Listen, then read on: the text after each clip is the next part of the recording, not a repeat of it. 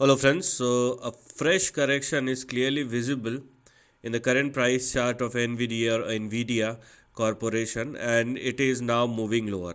Okay, so if you are looking at the current price behavior of Nvidia, it has started moving lower and the stock has fallen quite a bit in the near term. So if you are still looking for an upside, then let the stock at least, okay, that is the least, surpass and sustain above both 185 and 197. Unless the stock surpass and sustain above both these levels, you cannot expect an upside. Now, because the stock is trading comfortably below 185, then you can expect the stock to correct further, and the next two big support levels, which has now become active, starts with 154 and then we have 140.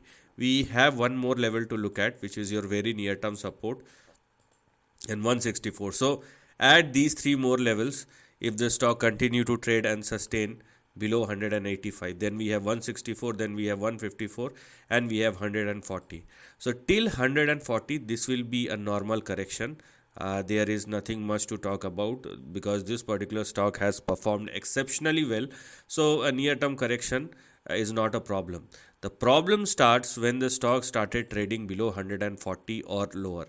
In that case, you will have the extension of this price correction, and in that case, you may see the near term correction may expand because your previous range will probably become active if the stock started trading and sustaining below 140 or lower, and that is where we have the actual problem.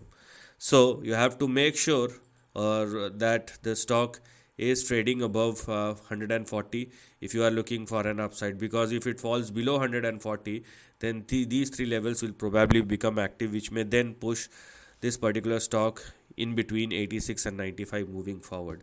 So right now this is not the situation where you can go all out and thinking that this is a very the stock has corrected quite a bit, so you can jump in, unless, as I've told you, the stock surpass and sustain above 185, 197 and also above 213.